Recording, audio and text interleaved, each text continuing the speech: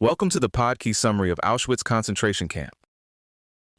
Today's episode is about Auschwitz, not just as a place of overwhelming death, but as a whole system built to make murder efficient, hidden, and routine. It's a story about bureaucracy, industry, forced labor, stolen science, resistance, and the uneasy fact that a lot of people knew something terrible was happening long before it ended. And it's also about memory. Because even with all the evidence that remains, knowledge of what Auschwitz was is slipping in ways that should make all of us pause.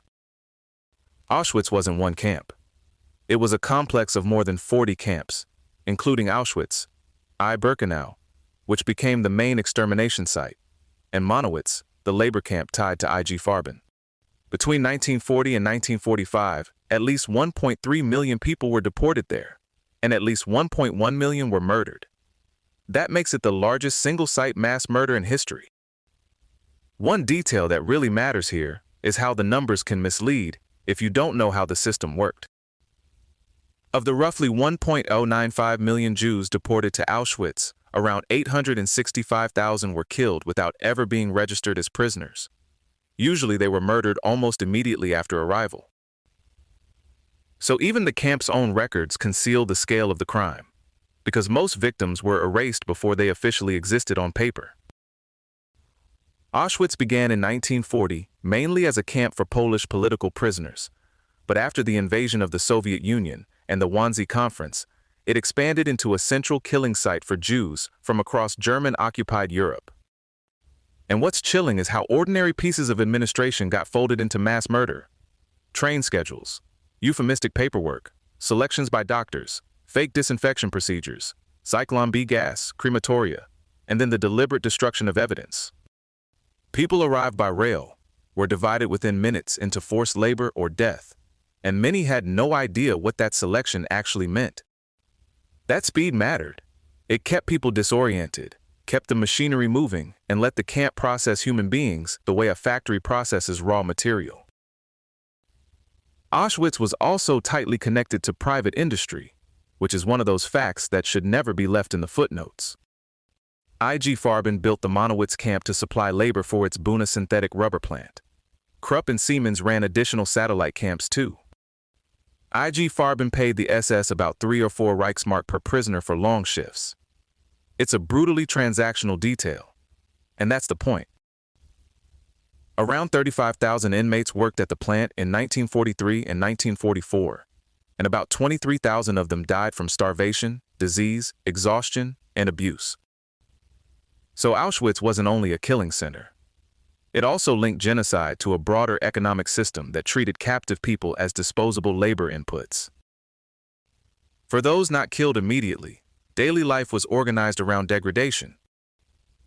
Prisoners routinely worked 11-hour days, stood through repeated roll calls, got inadequate food, lived in overcrowded barracks, had almost no sanitation, and could be violently punished for tiny infractions.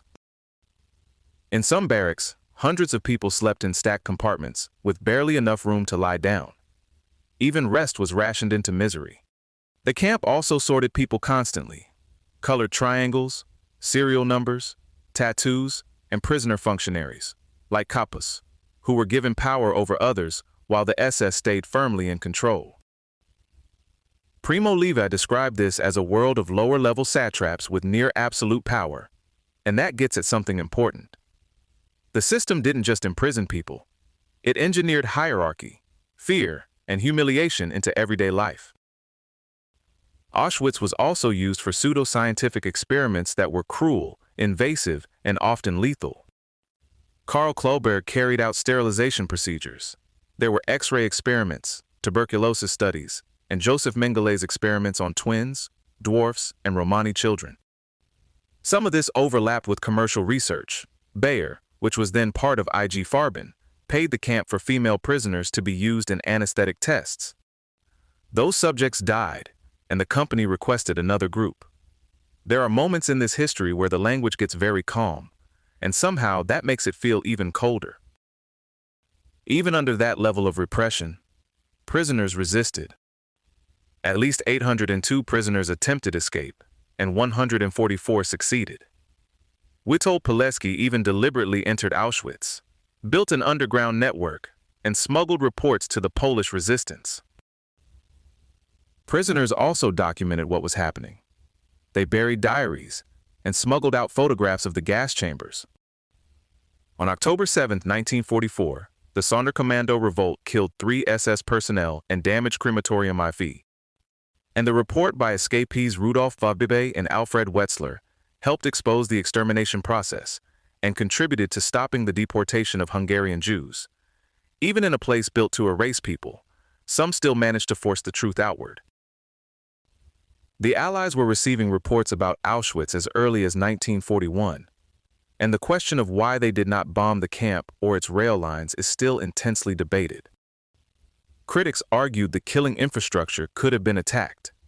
Later historians have stressed bombing accuracy, the danger to prisoners, and how hard these military counterfactuals are to judge from a distance. But one fact keeps the argument morally sharp.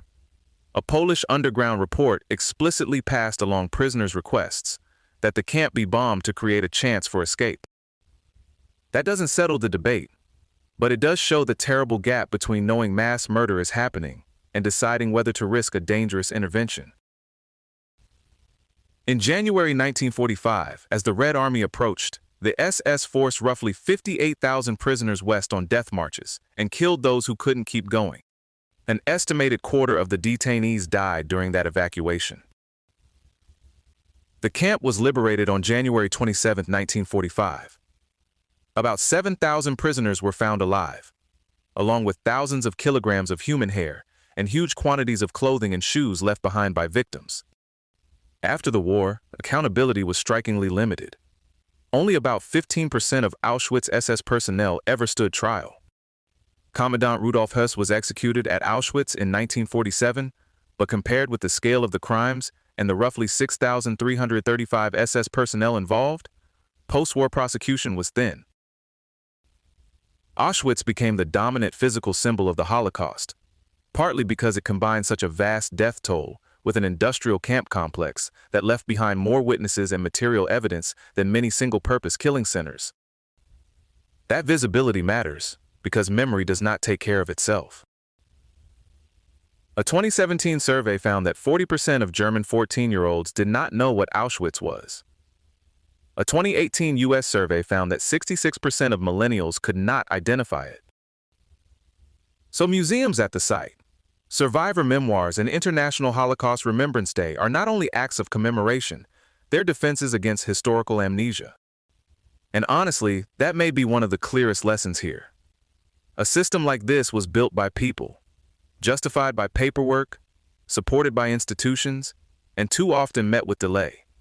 Remembering that is part of preventing the next polished administrative version of inhumanity. That's the roundup for today.